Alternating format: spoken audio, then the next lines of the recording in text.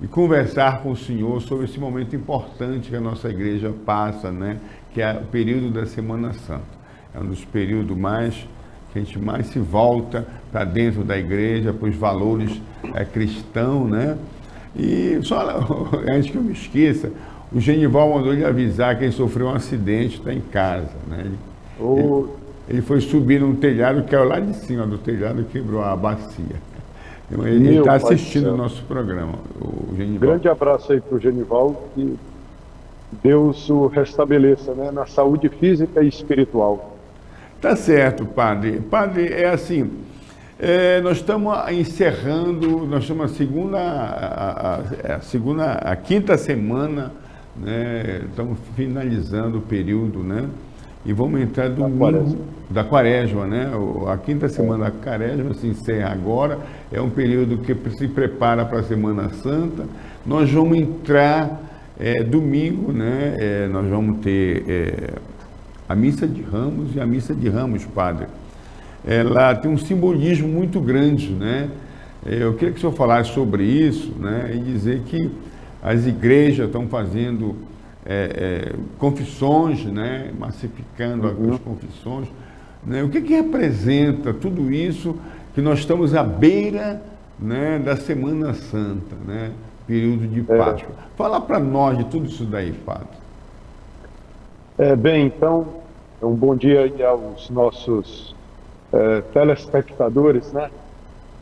Então, está se aproximando a Semana Santa, e aí eu digo que o nosso povo católico é muito sensível à quarta-feira de cinzas, que já passou, que abriu esse tempo quaresmal, e também o nosso povo é muito sensível à Semana Santa, especialmente ao Domingo de Ramos e à Sexta-feira da Paixão. As nossas igrejas lotam. Eu digo que o Domingo de Ramos faz com que muitos católicos de IBGE, né, eu acho que nosso povo entende o que eu quero dizer com isso, muitos católicos de IBGE, né, nossos católicos, saiam dos seus esconderijos, né, e venham à igreja. Então, a Semana Santa, ela é chamada de a Grande Semana, né? Por ser uma semana onde nós meditamos os mistérios da paixão, da ressurreição de nosso Senhor Jesus Cristo. Agora, por que uma semana, né? Por que não só 4 dias, 3 dias? Pela Bíblia, a gente não pode afirmar que Jesus entrou em Jerusalém no dia de domingo, né? Porque o Domingo de Ramos celebra a entrada de Jesus em Jerusalém.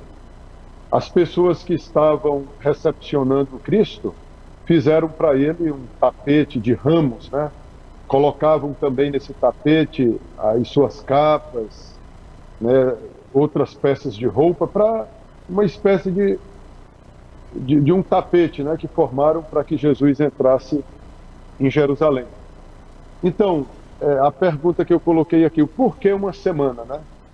É porque a semana lembra a criação de Deus, né? Segundo o livro de Gênesis, Deus criou o mundo em 6 dias e no 7º dia ele descansou. Essa foi a primeira criação, né? A primeira criação que foi degenerada pelo pecado, né? Pecado que se originou da desobediência do homem. Então, a partir de então, o homem se desvinculou de Deus e o homem terá sua comunhão com Deus refeita em Cristo Jesus, né? Então, essa Semana Santa é para recompor essa comunhão do homem com Deus, né? Enfim, então começa a Semana Santa no Domingo de Ramos. O que significa então, Santiago, a entrada de Cristo em Jerusalém? Que Jesus se encaminha para o sacrifício que redimirá o homem. Jesus se encaminha para o seu sacrifício com alegria. O sacrifício de Cristo não é uma tragédia, não é uma desgraça. O sacrifício de Cristo é uma entrega livre e amorosa de Cristo a Deus pelo homem, para a salvação do homem. Isso é um mistério, né? Isso é um mistério. Então Jesus, ele não vai para a cruz triste, acabrunhado, sorumbático, não, a palavra menos conhecida. Jesus se encaminha alegremente para o patíbulo da cruz, né? É nesse mistério que está a vida do homem. Será determinante para a vida do homem o sacrifício de Cristo, né? E nós entramos com Jesus nessa Semana Santa alegremente, né? Porque sabemos que nessa morte de Cristo que está a nossa vida.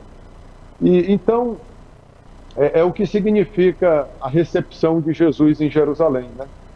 As pessoas o aclamavam com uma jaculatória presente no Antigo Testamento, que consiste nessas palavras: bendito que vem em nome do Senhor, hosana nas alturas, né?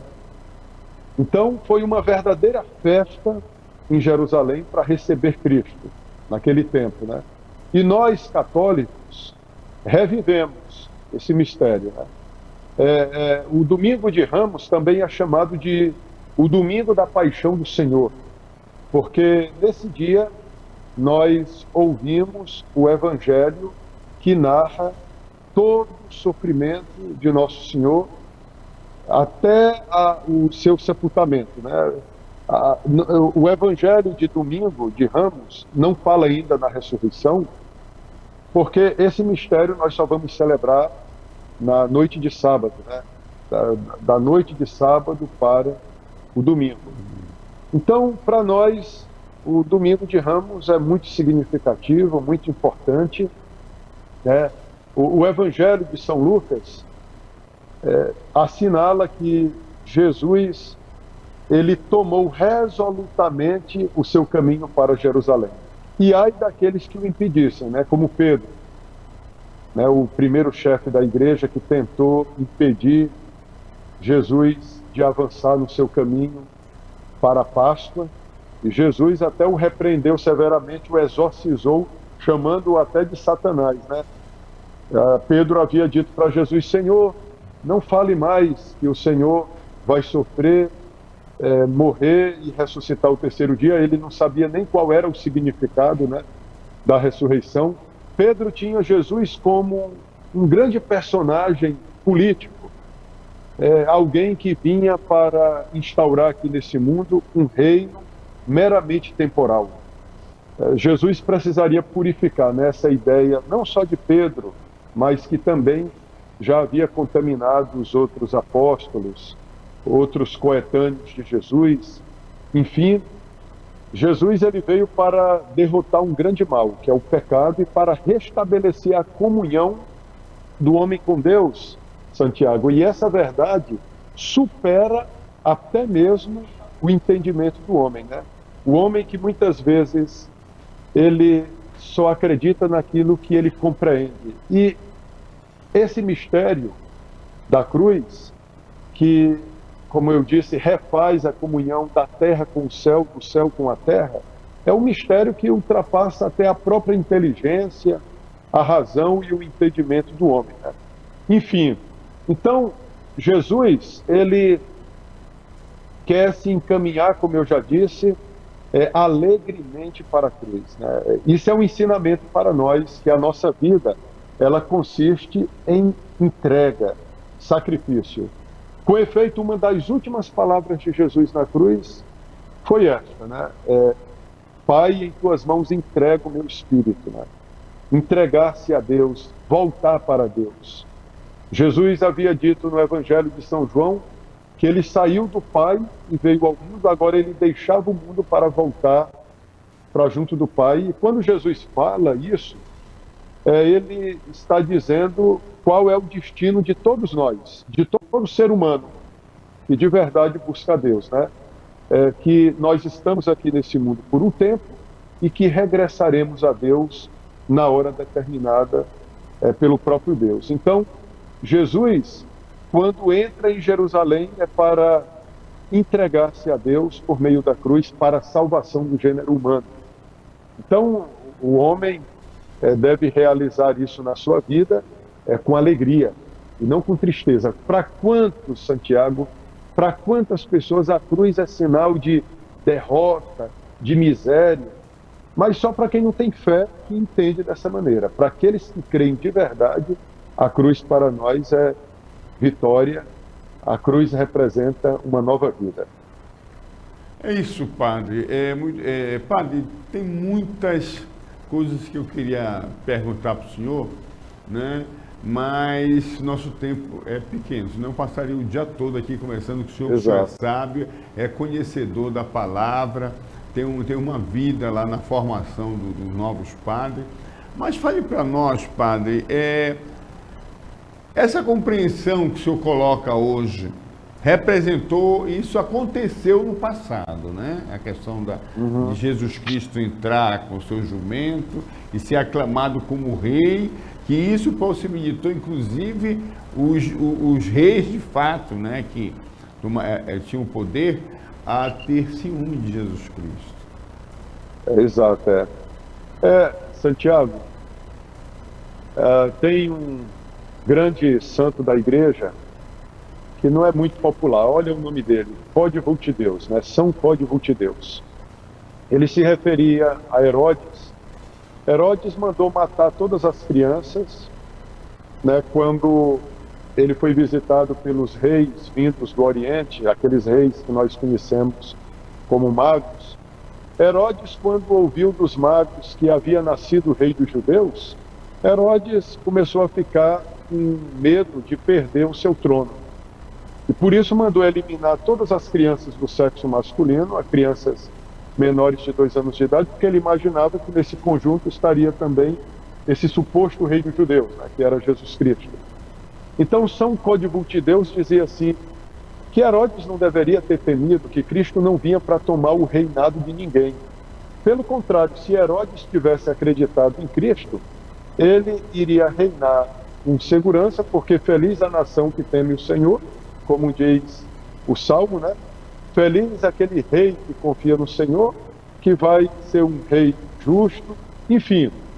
Então, confundiram Cristo com um rei temporal, né? Várias vezes, nos evangelhos, as pessoas querem aclamar Cristo como um governante meramente temporal, quando ele multiplicou os pães, por exemplo. Aí Jesus ficou sabendo que as pessoas queriam coroá-lo rei, ele não veio para o mundo em busca de uma coroa transitória, né, dessa coroa de metal que se coloca na cabeça, mas que a morte um dia faz esse rei desaparecer. Cristo veio para receber uma coroa de espinhos na cabeça, né? O reino dele não é deste mundo, como o próprio Cristo disse a Pôncio Pilatos, né? O meu reino não é deste mundo. Enfim, então, quando Cristo entra em Jerusalém, como nós veremos agora domingo, né, de Ramos, que é a recordação desse mistério que aconteceu há 2000 anos, Cristo vem para mostrar também que toda a glória desse mundo, Santiago, é cinzas, né? Toda a glória desse mundo é passageira, porque esse Cristo que entra aclamado em Jerusalém, logo depois ele será levado ao patíbulo da cruz, né? E inclusive aqui permita-me dizer que esses ramos que nós usamos no domingo de Ramos, eles nos serão pedidos na quarta-feira de cinzas do ano que vem, de 2024. O que significa? Que aqueles ramos que nós usamos para aclamar Jesus, aqueles ramos bonitos, verdes, eles vão secar. Eles vão secar. Então eles serão queimados, serão reduzidos a cinzas, e com essas cinzas nós seremos, como diz, marcados, né, na quarta-feira de cinzas, por uma cruz na fronte. O sacerdote ou um outro ministro vão nos dizer: lembra-te que tu és lembra-te que tu és pó, e ao pó voltarás, né? Muitos não sabem, mas as cinzas da quarta-feira de cinzas são feitas desses ramos que foram utilizados no domingo de Ramos para aclamar Jesus. Aí o sentido é esse, né? A glória que se reduz a cinzas, né? O homem tem que estar ciente disso, né, para ele não se apegar a essa vida aqui presente, mas ter o céu como perspectiva, né, como objetivo da sua existência. Tá certo, padre. Eu quero dizer para você, vou lhe dar alguns minutos para você fazer as suas considerações finais e dizer que em maio eu vou estar lá no Sírio, né? Eu tinha combinado com o Genival. Será muito bem-vindo. Tá? Guarde um espaço lá na sua igreja, lá para passar uns dias lá com o senhor. Tá certo? Ótimo. Eu quero que o senhor faça as suas considerações finais. Eu quero agradecer, a Web Cidade está aqui à disposição. Né? Um grande abraço para o senhor. Santiago e todos que estão nos assistindo, eu desejo a todos uma feliz Páscoa. A Semana Santa não é uma simples comemoração. A Semana Santa não é uma simples recordação de algo que já passou, mas a Semana Santa, ela quer efetivar na nossa vida aquilo que a Semana Santa celebra. Ou seja, a palavra Páscoa significa passagem. Portanto, durante a Semana Santa, nós celebramos a passagem da morte para a vida. Que, com efeito, aconteça em nossa vida uma Páscoa, ou seja, uma passagem daquilo que é negativo para aquilo que é positivo, uma passagem da morte para a vida, uma passagem daquilo que era ruim para aquilo que é bom. Né? Então, desejo a todos uma feliz Páscoa, uma semana realmente santa para todos, especialmente para você, Santiago, e para todos que estão nos assistindo. Muito obrigado, Padre Dalvan, que Deus lhe abençoe. Eu vou